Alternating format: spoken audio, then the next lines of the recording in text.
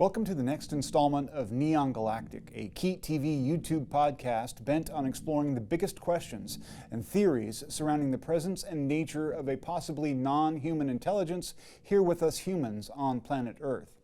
I'm James Falk. Thanks for joining us. This episode is a culmination of sorts, at least in my own personal understanding, of what may be at play in the broader phenomenon of UFOs, consciousness, post-mortem human survival, and so much more. I'm joined today by two brilliant men, a writer and an artist, whose research and insights into these issues hint at underlying aspects of nature that explain the so-called alien presence and call for an intellectual revolution in the ways we perceive and interact with the material world.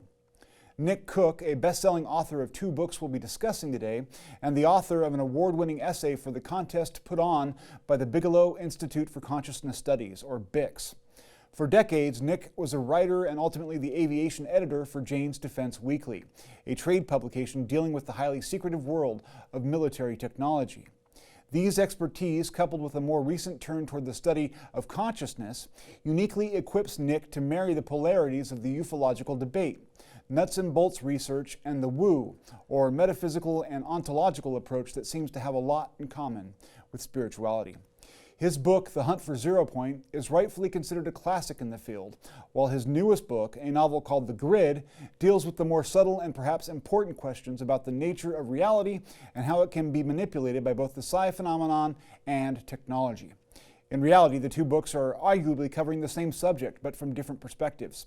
For me, his BICS essay is a revelation. Focusing on the nature of reality and the survival of human consciousness after death, it theorizes how those same mechanics may ultimately be able to explain UFOs, cryptids, and other mysterious aspects of life on this planet. Tristan Maduro, meanwhile, is a father of four and a visual artist whose transformative experience on dimethyltryptamine, or DMT, led to a broadened and mystical understanding of existence. His artwork breaks down in visual terms the principles behind this new view of reality and communicates this information in a beautifully elegant aesthetic. So let's start with some introductions. Nick, we'll start with you. Obviously, you have a career that started out with technology and covering the defense space and insights and innovation there, and then you've come into a field of consciousness and you've made your mark there in a pretty stunning way. Can you talk a little bit about how you made that transition? Gosh, there are sort of quite a few threads to that, James. But in essence, so I wrote The Hunt for Zero Point, and it came out in 2001 in the UK, 2002 in the US. And then I just left that whole subject alone for a very long time. I'm a writer, as you say, and I went on to other things. But it sort of never quite left me. And so when in 2017, the New York Times published its story about this revelation that the Pentagon had a secret UFO study unit called ATIP in it, I sort of re-sparked my sort of latent interest in all of this. And it also signaled that it was sort of okay to begin talking about this, because what one has to remember when I was researching and writing Hunt for Zero Point was that this was such a taboo subject. You couldn't begin to go there in the quotes polite circles that I moved in. And as you rightly point out, those polite circles were the aerospace and defense industry, which I reported on. I would literally have been thrown out of my job if I'd brought up the subject of anti-gravity, let alone UFOs and all the rest of it. But in 2017, when the New York Times brought its story out about this ATIP unit that had been studying UFOs in the Pentagon, it almost signaled a sort of new beginning for the UFO story. And when I started talking to people I'd known and spoken to previously, they too were signaling that there was a sort of willingness on their part to begin to engage with this whole subject. So all of that sort of told me that this wasn't as taboo as it had once been, and I could probably stick my toe back in the water. And I did, and I found that the temperature was quite nice, so I stuck my foot in, and on I went. the whole consciousness thing began because, well, again, a number of threads. I realized that I'd done the nuts and bolts angle to the whole UFO story, and that hadn't got me any answers to the ufological mystery.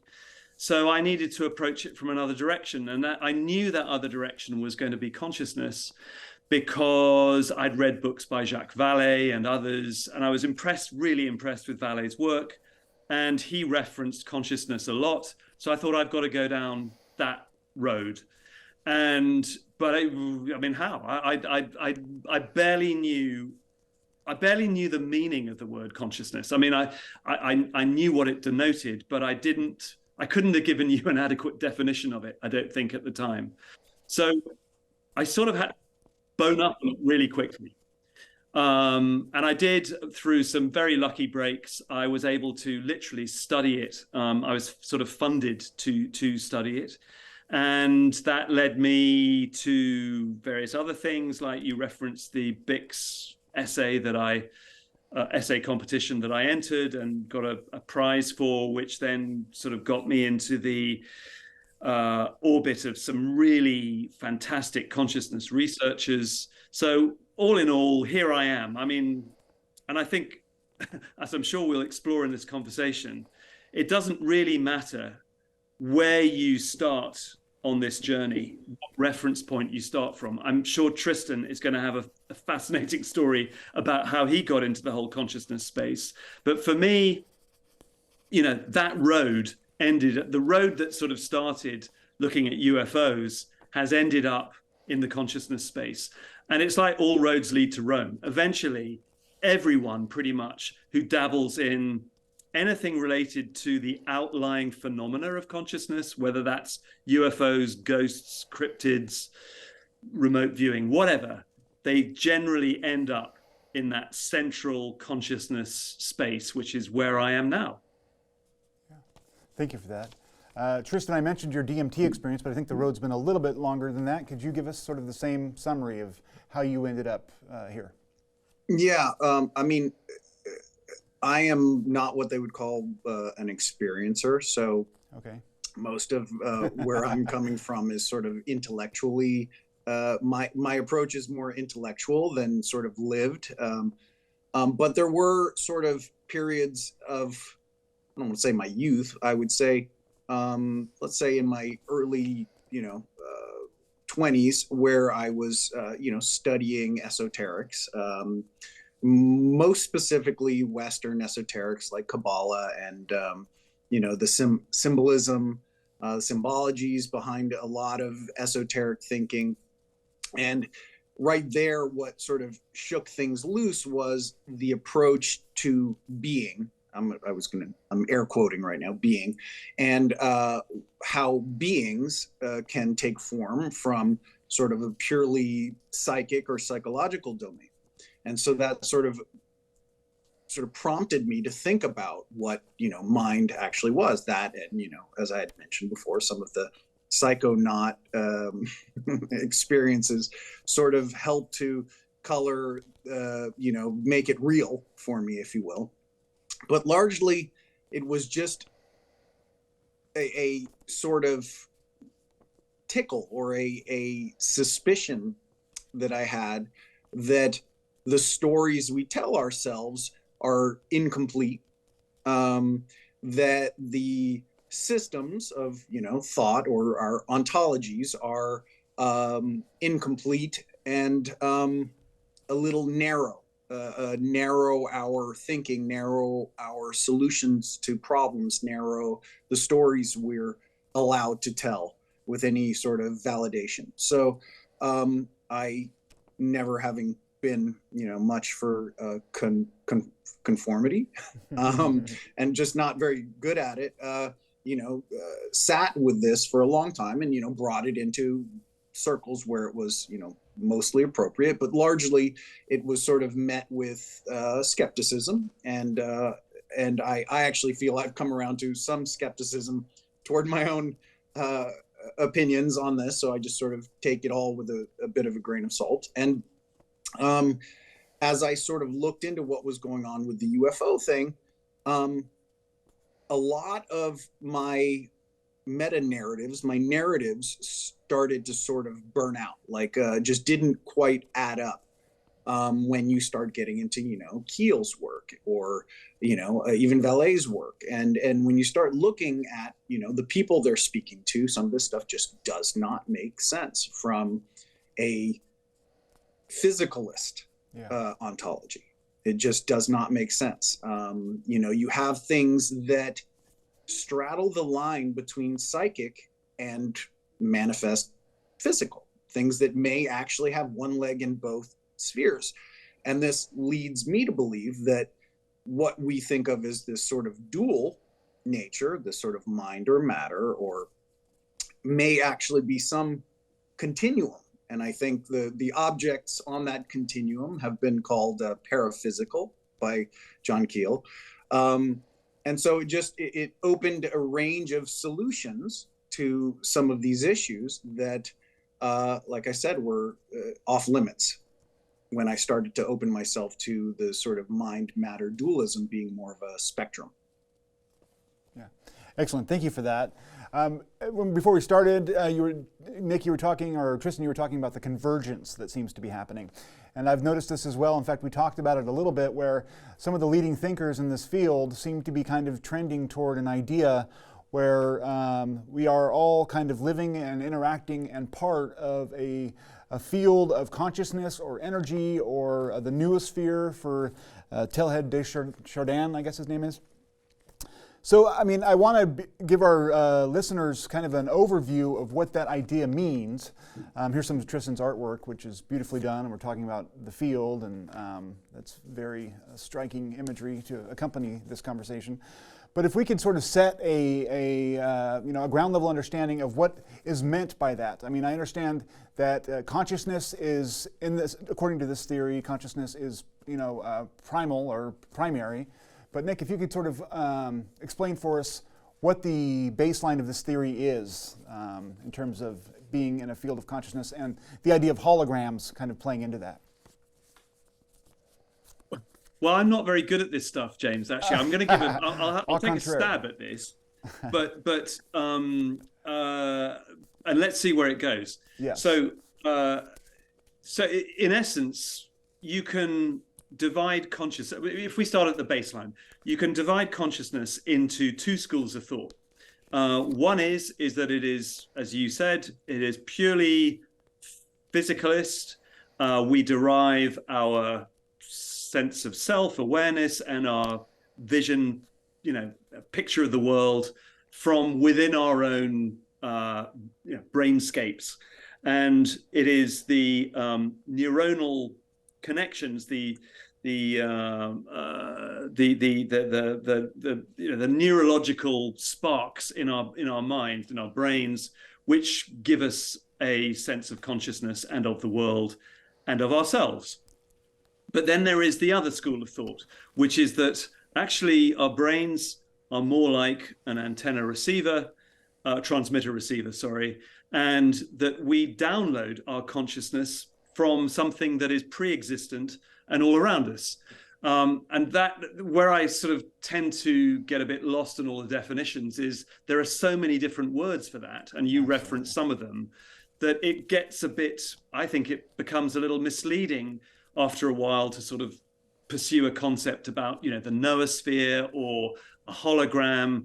I mean, in essence, I subscribe to this view that we are, I suppose it is an idealist picture, that there is a field of consciousness around us, and everything emerges from within that field of consciousness. So even though this table that I'm sitting at appears and feels solid, as we know, it is made up of atoms which are basically empty space. They're 99.99% recurring empty space with just a few tiny particles whizzing around within them. Now, as far as I know, and I've spent quite a long time trying to plumb this, and Tristan and I talk about this quite a lot, as well, is what is it that sort of transfers what is in effect energy, information into mass and matter. The rendering of reality in that sense is not understood. I mean, people might tell you that that is an understood process, but I am yet to find an adequate answer for how how the reality that exists beyond the senses that we can derive from our five senses, how that comes into existence. How do fields of energy, fields of information get rendered into what we see as and feel as and experience as the solid physical world? And it is that mystery that I find so compelling and want to continue to research. Yeah. One of the things that seems to have come up in your work and elsewhere is that it's the combination of everyone's interpretation together that builds material reality. Is that fair to say, Tristan? Yeah, both of you. Good. Sorry. You know, at times it depends on the day of the week and what sort of line of inquiry I'm moving for. You guys had mentioned idealism, and I think idealism is the sort of simplest jumping off point to, you know, on the premise that, you know, everything that we can access is a mental construction. We can start there. I'm not saying in this moment that everything is a mental construction. I am saying that the only thing we can know is our own mental construction. We are paywalled, as it were, as sort of biological agents. So that, at least for me, sort of determines by determine, I mean like sets me up to be a little, have some humility about what it is that we're observing. If we go beyond just the fact that, you know, our brain is the sort of creator of the holodeck or the hologram, once we sort of just accept that as the premise, then we can start looking at solutions for things that don't behave like matter. You know, one of the interesting, you know, thinkers I love to quote for some reason is Thomas Bearden.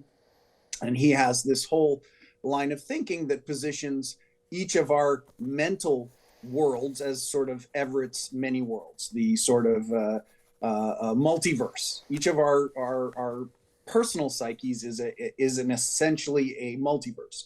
And what he was looking at was how thoughts can become manifest, you know, as matter.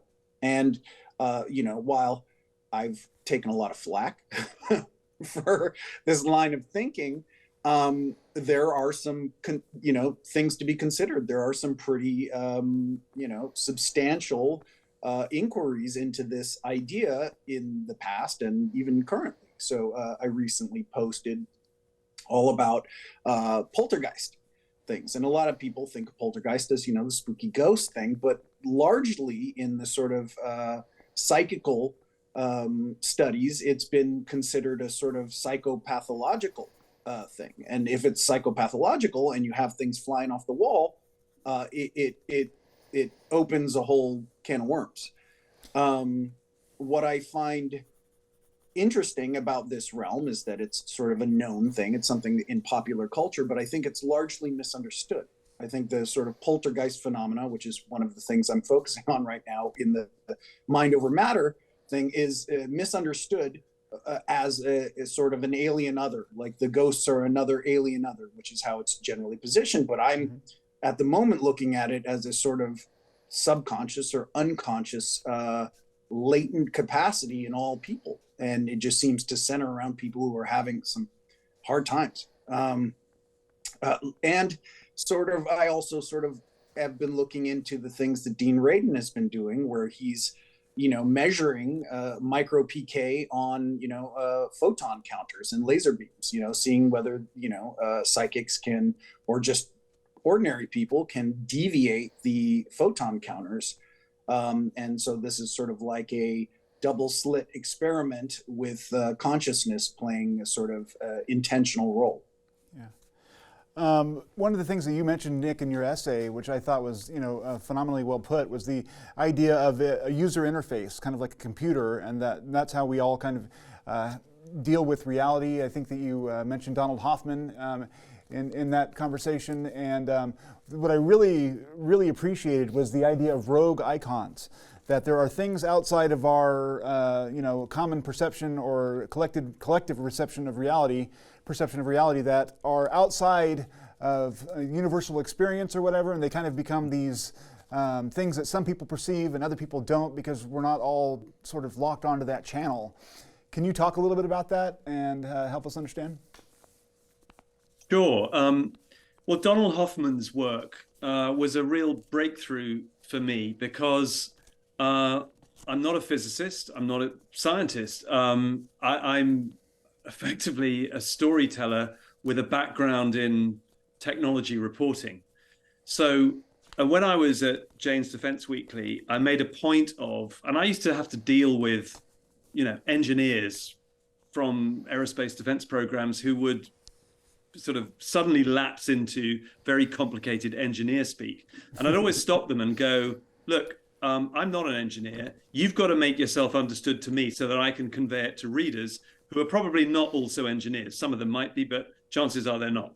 So that was always my sort of baseline mode for dealing with anyone who operates on a much more sophisticated level than me. And that was generally most people. But with Donald Hoffman's work, what it enabled me to do was it gave me a model for understanding how reality could present itself to us.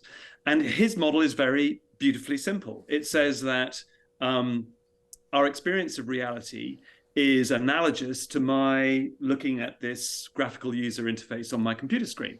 And behind that user interface, there is software and there is hardware, but I don't ever get to experience that software and hardware because I don't need to know about it. I need to operate the computer by clicking on icons. My icons present me with all the world that I need on my laptop. And thus it is, he says, with reality, in that evolution has given us a sort of rendered reality screen, and all of the way the world presents itself to us is through conscious agents. And a conscious agent can be just about anything. I mean, I'm a conscious agent, you're a conscious agent, but this table could also be a conscious agent. Everything is relatable through the screen of my perception. Mm-hmm. So once I'd been presented with that, once I came across that model, it was revelatory because it began to allow me to understand that there were depths to perception and reality that we customarily just don't see. And therefore, you mentioned, James, rogue icons, which was sort of, with apologies to Donald Hoffman, because I've purloined that expression because I like the idea of these icons so much. I thought, well, what is anomalous, or what are anomalous phenomena? Anomalous phenomena are things that don't fit on our screen of perception. They are rogue icons. But yet they are there. You can't dismiss the fact they are there because so many people have the experience of anomalous phenomena, whether it is from the ingestion of a psychedelic, which gives them some experience of a deeper reality, a near-death experience, a non-human intelligence encounter, or a UFO encounter. All of these things are rogue icons on this screen of perception. And I felt that they deserve, and I'm not alone. Many people believe that they deserve to be studied in the same way that those regular normal icons, those conscious agents, are studied and accepted.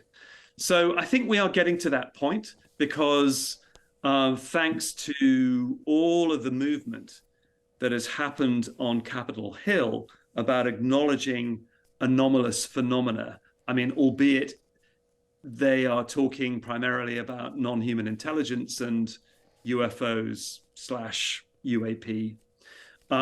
What that has done is it has begun to make acceptable this whole discussion. So what was opened up by the New York Times to begin with, 6 years down the track, is now the topic of acceptable or quasi-acceptable discussion on Capitol Hill.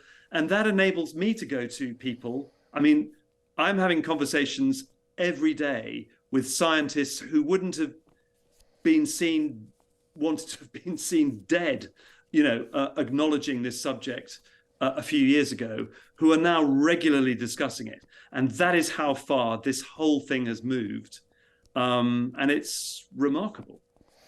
A follow-up question real quick. I mean, this idea of the field of consciousness, or sort of this, the sea of being that we're all embedded in, is this something that there are folks within the scientific community, people who are invested in this sorts of things, whether it's the 0 point field or whatever else, that do they understand that to be a reality? Are there elements within government who accept this as reality and are exploiting it in ways that we may not know about? Oh, beyond a shadow of a doubt, that is true. I mean, the thing that has kept it under the carpet is the whole stigma that's been attached to it for so long. But it's incredible what happens when somebody breaks the mold. And, and I get back to, again, the New York Times piece in 2017, absolutely broke the mold. And once that started to fall apart, then people, like me, I mean, I said, semi-jokingly that I dipped my toe into the water and it wasn't too cold. So I walked further and further into the pool, and other people were doing the same, and other people in the fields that I had been reporting on, from aerospace types, scientists who were steeped in the physicalist model. I guess this is how paradigms change. I mean, none of us were around when the last sort of scientific paradigm shift occurred, which was at the beginning of the 20th century, more or less.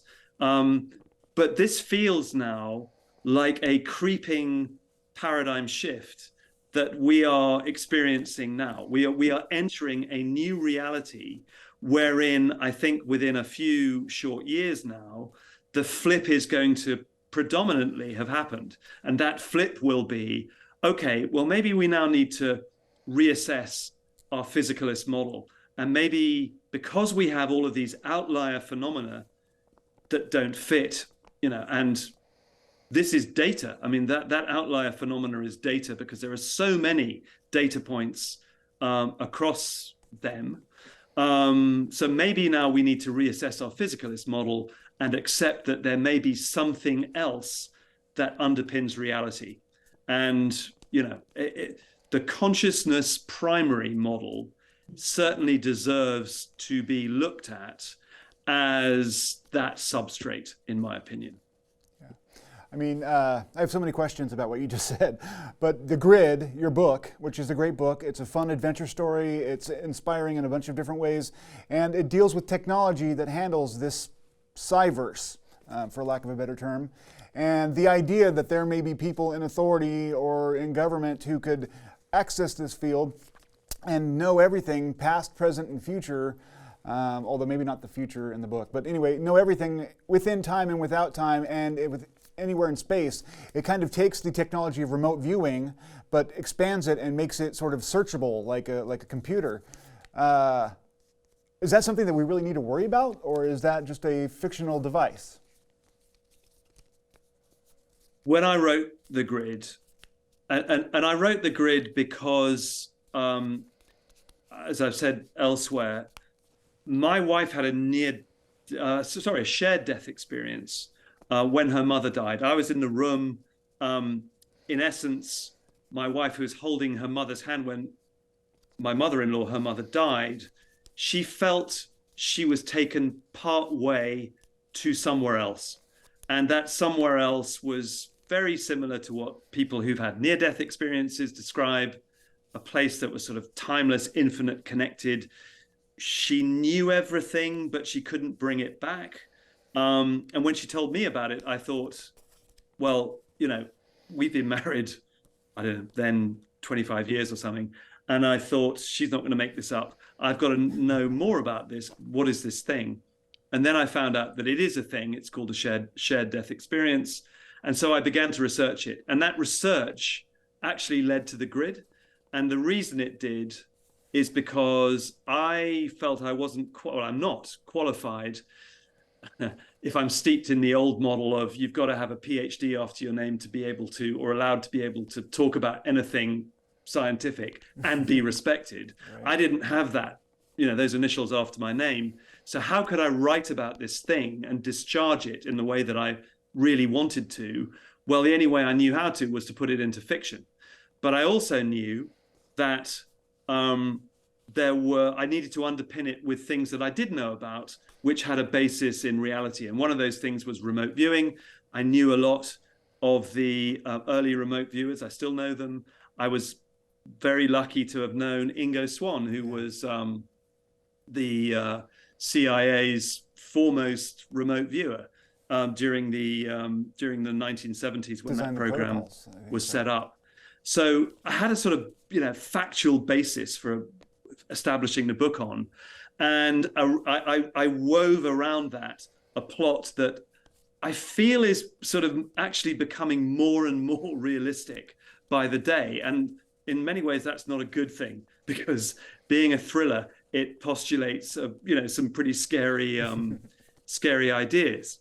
But it's all underpinned by stuff that I know or people I've spoken to. And I think, as you referenced, James, the thing that I really wanted to address was that reality is not what we customarily think of it as, and it is malleable and flexible. And within that scope, there are human entities who can bend that reality out of shape. And I go, the plot, as you know, goes into some of that. Mm-hmm. But it's not just human entities who are bending reality either. There are other influences too, which do that. And that's where it kind of could get a little woo if you were, predisposed to want your thrillers to be sort of, a bit dry and conventional. But I still think that I hope that it works as a conventional thriller as well. So yeah, long answer to your question. But yeah, it's all underpinned by what I consider to be going on right now. Yeah, that's a great point. And Tristan, we have to get into this sometime, so we're going to do it now. You turned me on to Ray Bosch, I think the name is, right? Who is a minister and also a researcher into the UFO phenomenon and everything else. And he has a particular bent in terms of how he defines what the UFO phenomenon is. And he was informed at one point by what he calls the writers, who are intelligence community insiders, who also spoke with, what's her name? Anyway. Linda Moulton Howe. Linda Moulton Howe, I should know that. She's famous, and I need to respect my elders in this field. But they talk about psychotronic devices. They talk about a lot of things, but there are some, claims made in there that the sort of like the device that Nick talks about in the 70s, or I guess I'm not sure when the thing was done, but they were talking about as far back as that they are a reality and things are being done with these psychotronic devices that people wouldn't believe. What are your thoughts on that, and how do you see that document, which I will link in the description? How valuable do you think that document is to pointing to us all what's actually going on? It's arguable. Right. Only in that specific document, it's really hard to come by anything. Let's take it as a data point. I want to circle back really quickly, sure, to this idea of a physicalist ontology. Even if we suppose the hologram is a sort of reconstitution of our, let's say, our perceptual sort of organs create, chemical and electrical signals, it has to be reconstituted up in the gray matter. We're proposing that it's all going on up here, the holodeck. What that question sort of belies or sort of ignores is who's the viewer of the show, and then who's the viewer of that show, and then how many layers of egress do we want to propose to figure out who the essential viewer is and who creates that viewer. Well, one of the interesting things about the near-death experience is that the viewer, or the observer, as it were, of the hologram or of the reality starts to become detached from the body, the brain. And so this sort of opens up a question as to who or what the viewer is, or where that agency lies. One of the things my non-ordinary state, I think we discussed last time, hinted to me was that there was some agency that one could loosely consider a self at the other end of all that manifests to one's senses, and let's just state outright, well, we all know that the senses are collated and reconstructed as the sort of holodeck in our brain. Like, we think that the sort of the world is transmuted into a sort of virtual state that is then reconstituted in the gray matter, and then there's some viewer that the brain also sort of brings into online. And now we're talking about how that viewer starts to separate from the brain, but still has what some people are saying veridical sort of observations of the world. And so this non-ordinary or near-death experience or out-of-body experiences really hint at something. And what that something is, I can't determine. I don't think I'm qualified to say what it is, but I have some thoughts on it. As far as what Ray Bosch's paper was stating, was that science, at least in these supposed government black budget programs, has figured out how to bend the sort of the matrix, or essentially do what the non-human intelligences are doing to us. And so there was a recent discussion with who was it? Nolan. With Nolan. Gary Nolan. And he was talking about how these two UFO experiencers saw different things, but that they snapped a picture and that there was something there. So both of them saw something, and then there was a third object, which was the sort of what was seen by the camera. And I think this is really an interesting idea. It's interesting on a lot of levels, but it links into this thing with Ray Bosch's work. Ray Bosch's work proposes that, the universe is a incredibly complex hologram. It seems to recapitulate or, regurgitate Bentov's model of the universe. Yeah. It talks about how that hologram can be bent or manipulated, how that hologram is not only and here's a subtlety I think most people who are reading that material, the hologram isn't just spatial like we would think of it, like the imagery we tend to think of is spatial. It's a temporal hologram. It's dealing with time as the hologram. And it's a really hard thing for people to deal with. The hologram has a number of attributes that this layperson will explain. And one of them being the sort of interference pattern. You take two beams of light and you cross them, and the interference pattern sort of creates the hologram. So that's one aspect. Another aspect is self-similarity, or like a fractal structure, meaning that there is sort of every bit of my being, or every bit of reality contains the entire universe. The entire cosmos is accessible in some way to every point in space.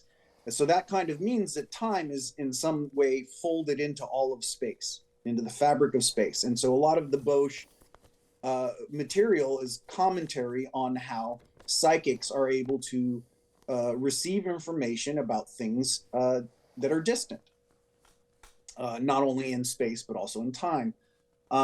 So it's an interesting read. Many people, when they encounter that work, seem to gag on the religious aspect, which doesn't frighten me, nor does it send me away, because the science is so compelling to me.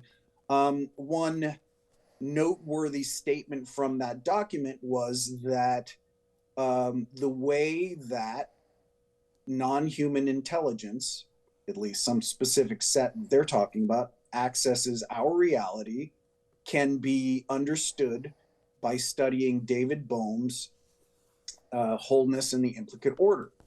And this background is sort of harkens to it. But what that theory looks like is that every point in space and time at Planck is a projector of the states that emerge as, physical, as the physical universe. And so what it also sort of seems to indicate is that some non-human intelligences, and I would sort of propose that human intelligence as well, we're just sort of unconsciously doing it, is part of that projection system beneath space and time. Yeah. Talking about people's religious interpretations of all of this and how that's going to affect the broader conversation over time, what do you think, how do you think that we can begin to, if this reality of the conscious field is something that we all need to eventually accept in order to get answers to questions like the UFO mystery and things of that nature, how do we begin to matriculate the public into that kind of thinking? Nick? Well, my part to play in that is to create really accessible maps to home. Yeah. That's as clearly as I have to create the simplest map to home. Which is your artwork, is that what you're saying? Yeah. The graphic artwork is often sort of, in some sense, a map. Yeah. The interesting thing is that this metaphysic doesn't necessarily contradict other people's religious traditions. That seems to be just a matter of interpretation. It's linguistic largely, and that's often the issue with this topic, is that the language is thorny, and often is best approached by brilliant storytellers like Nick, who can make it digestible. Yeah. Any thoughts, Nick? Yeah, I completely agree with Tristan in that I don't think we're wholly in charge of the process, and the phenomenon, if you like, if we can encapsulate it in one word, finds a way to leak out into our 3-dimensional, 4-dimensional world. In Tristan's case, it's through artwork. In my case, it's through writing. I'm not saying for a second that I'm sort of channeling stuff. That's not how it works. I just think that the universe, if we can call it that, finds expression through us in creativity. Absolutely. And, there are some people who are more tuned in, and there are some who are less tuned in. But in every shape, way, or form, I think, I suppose I'm talking about humanity at the moment, but, it may even go beyond this. We express some aspect of the universe through what we do. And that, of course, is all the information that is held in the universe. If indeed, energy is information, and information is actually, at some level, the substrate of all that is, then inevitably it finds a way of coming out, and it comes out through, as I say, through creativity. I once attended a series of very fascinating seminars that were put on at MIT by a chap called Charles Chase, who used to be the head of revolutionary programs at the Lockheed Martin Skunk Works. So Charles was sort of like the head of the Skunk Works of the Skunk Works at Lockheed Martin. And he had a very interesting guy come on and talk about some remote viewing work that had been done by somebody at the University of Arizona. Well, she was working with the University of Arizona. Her name's Kay Randall May. and some of her work has been published. But what she was downloading was effectively patentable designs for technology that was coming straight from, well, where? The substrate of existence in some way, shape, way, or form. And the other interesting thing about that was that apparently there were points in the substrate beyond which she could not go when looking for these sort of downloadable designs for technology. The implication being you are not ready yet to receive that information. So it gets back to Tristan's point in a way, which is, who's the observer here? Who's in charge? What is the entity that determines whether we are fit and ready yet to have downloadable, designs for devices that could either be humanity's savior? I mean, this is the irony about a lot of this technology that possibly could stem from this stuff, is that it can either be used to save the human race and the planet, or it can be used to make us extinct. And we've got to grow up first, because until we grow up, we're just not going to be accessed to that kind of information, I don't think. That point you just made is fascinating for a number of reasons, one of which is Tom DeLonge's recent movie, which I didn't enjoy the movie that much. I'm not trying to make enemies with Tom DeLonge, but it wasn't the best movie I've ever seen. However, there was a lot of really interesting stuff in there. And one of the things that I credit you for making it through. Yes, well, I soldiered on. But the idea in there is that a lot of humanity's inspiration isn't from humanity. And one of the things that Diana Pasulka has covered in her books is that there are a lot of high-achieving people who believe that their best ideas, best inventions, technical insights are coming from a non-human intelligence. So the question then becomes, this really gets at, what is humanity? Are we brilliant in ourselves, or are we only a vehicle for some other entity's ideas that makes us advance for a purpose? And this leads into another theory about AI, which someone in Diana Pasulka's new book talks about, how the UFOs may actually be AI of the future coming back to, sort of achieve ends with the human race. But I mean, that question of what's to humanity's credit and what's not, could blow the doors off of our conception of ourselves. I think the sort of notion of self is really indefinite. I think the notion of what our true agency entails is very, very indefinite and may span all of space and time. The idea of entanglement is really interesting. And we're at this place where we are likely entangled with the initial quanta. If we're to posit a Big Bang, we are entangled with that state. The pool, we keep on talking about the matrix or this pool of information. Well, entanglement is something very known and can work across both spatial limitations, but plausibly also temporal things. So if the sort of tether we have from the beginning of time is there, to an extent, how we arrange things for our life story may be happening immediately in every moment and at the state before time. If that self is a non-temporal self, which you see sort of the idea visited in many near-death experiences, they see their lives as an object or as a sort of a sculpture, if you were, a piece of art. They see themselves as residing outside of time. Once something is outside of time, as is often considered when we're talking about non-human intelligence and the UFO phenomena, the beginning and the ends are the same place. And this instant and the beginning of history are the same place. Yeah. Any thoughts, Nick? I have another question if you...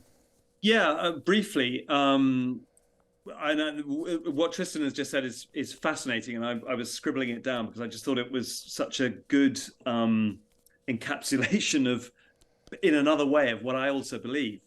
I think if I quote you right, Tristan, you said we are entangled with the initial quanta of the Big Bang, and that's really interesting because, for me, because all of the research that I've done has sort of led me, and this is all intuitive. I'm not, like I say, I'm not a scientist, but I study the data. And what it is suggestive of is that we are feedback mechanisms. We feed back into the system. And as we feed back, and it's not just humanity, I mean, everything feeds back into the system. And the system learns from that, it evolves, and it upgrades itself. So, if you express that scientifically, then there is perhaps intelligent design in the system. If you express it spiritually, it is that the creator, the source creator, has made his or her creation, and the only way he or she can experience his or her creation is through sentient beings like us. Yeah. So all the plethora of experiences that we as humans experience on planet Earth is fed back into the system, but everything else in the cosmos is feeding back into the system, and the system upgrades to, spiritually speaking, a new higher level of consciousness. But if you were to talk scientifically, it's you're booting up the software of the machine to a better model. So I think these things, they converge. They're the same. They come from the same operating idea. They're just expressed differently, either scientifically or spiritually.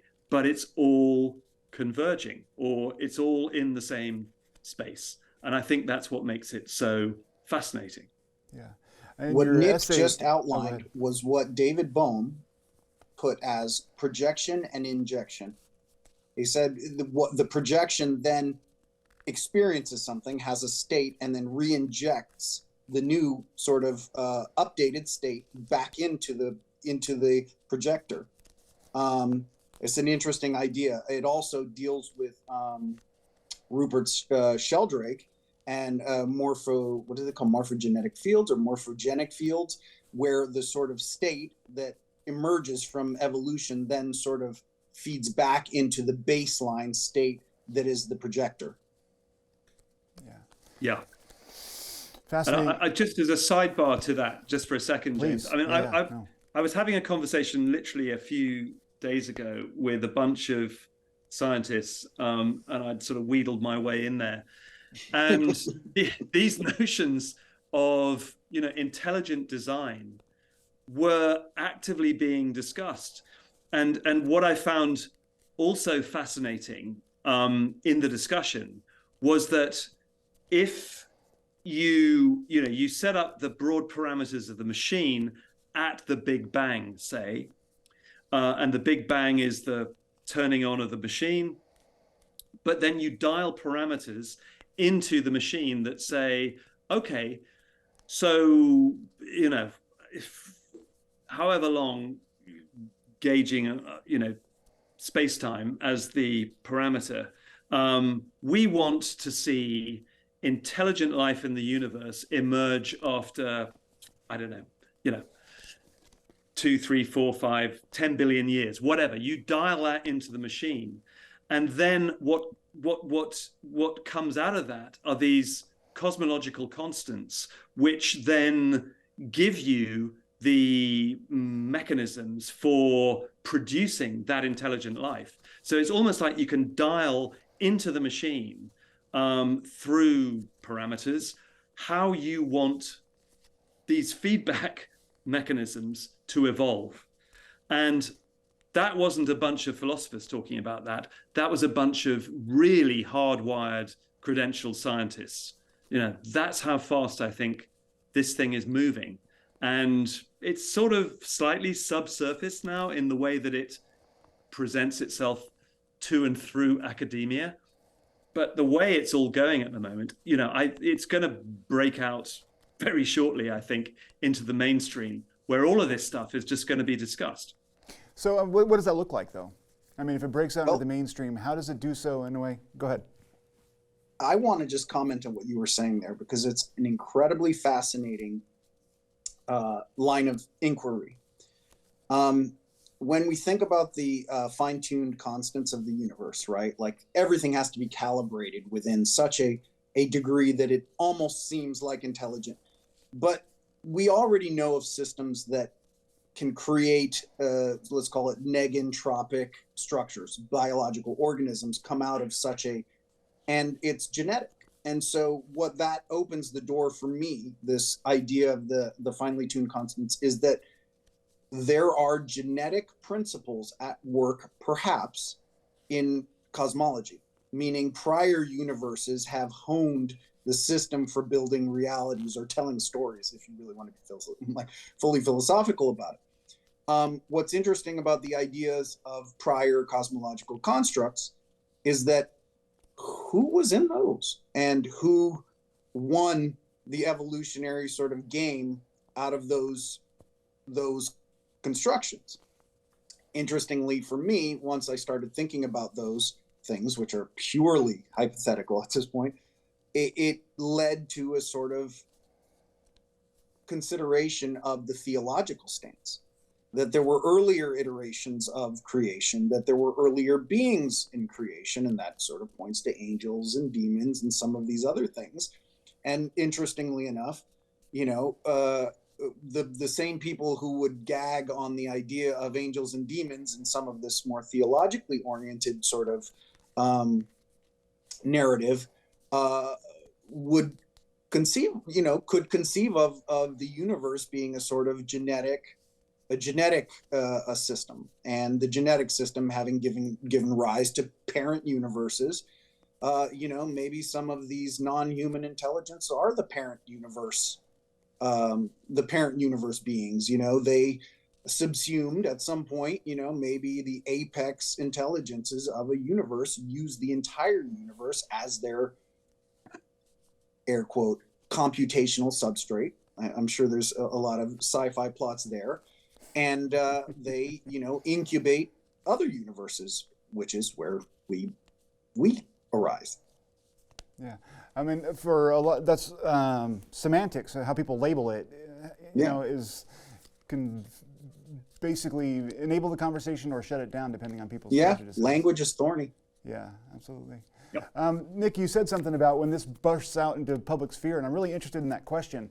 How in the hell do we begin a conversation where basically the premise is undermining the very way that we consider our reality? Well, I think because what we have manifestly are outlier phenomena that don't fit in the current model. And those are becoming increasingly hard to ignore by science and for science. So again, I came from another meeting today where it was a meeting of paleontologists, and already we were beginning to talk about things there that are not customarily spoken about in quotes polite scientific company, like consciousness and how early man perceived and received reality.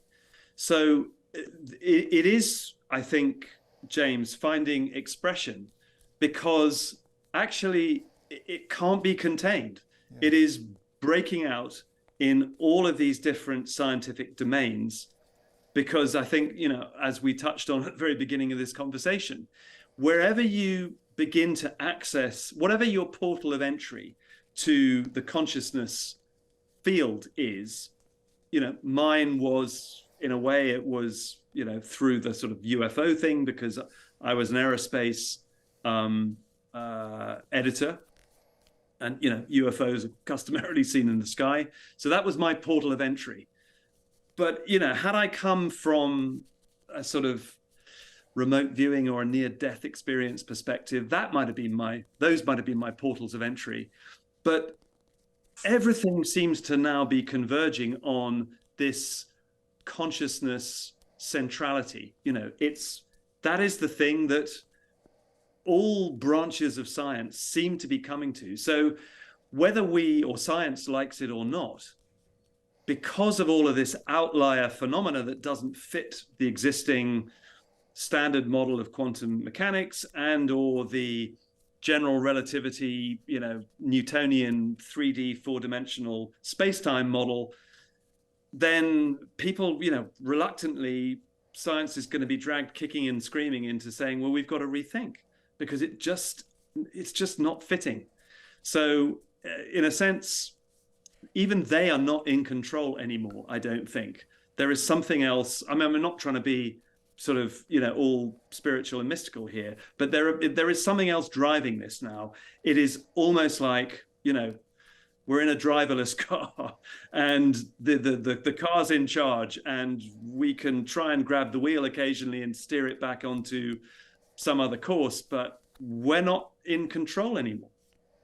It's interesting. I think what we consider science and what we consider non-science, I think that is some of the shift that's happening right now. It's like things that were outside of the scientific worldview are sort of nudging their way into the center of the action, which I think is an important lesson that humans are learning in a lot of fields of intellectual humility. It's like we've thought repeatedly over the years that we are right on the verge of figuring things out or have actually figured them out, and then we get kicked in the face with facts that sort of fall outside whatever worldview we've adopted.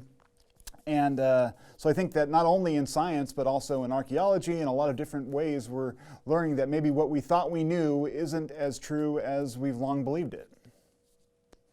Absolutely. Well, seems like imagination will not be bound.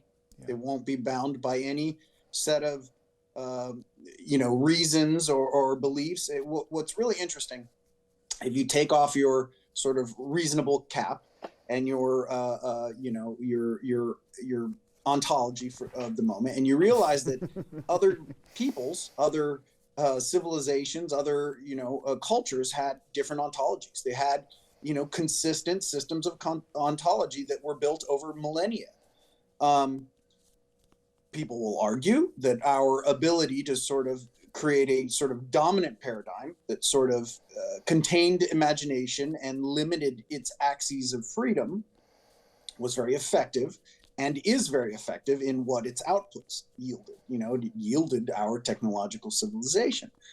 But let's not get too confident in this sort of ontology or this paradigm, because our paradigm is relatively young. There were ontologies that served their people for tens of thousands of years. If you think of the the indigenous people, and one thing I like to tell people as a dad is that what is true is what helps your people survive. Right. And there is no better evidence of the effectiveness of an ontology than the survival of a culture. I'll just put it that way. It's arguable, but I like to position that as my sort of argumentation. So we have more mystical ontologies that served their people for, before history. One of the things I've been really looking at, if we just take all the ontologies and put them on the table, what seems to really deliver the goods is how emotionally invested those people are in their ontology. It's almost as if the sort of Neville Goddard maxim of you have to believe it's reality before it becomes reality sort of is at play.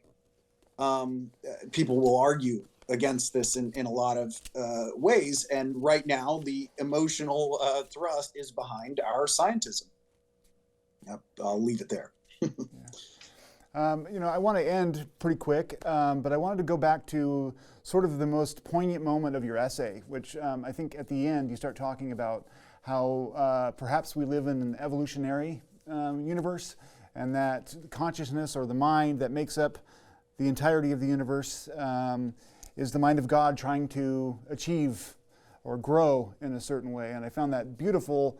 And you also talk about how we're all perhaps segments of that overall consciousness. How do you, or how have you, this is a personal question, but how have you deployed that insight into your own life? Oh, golly. Well, I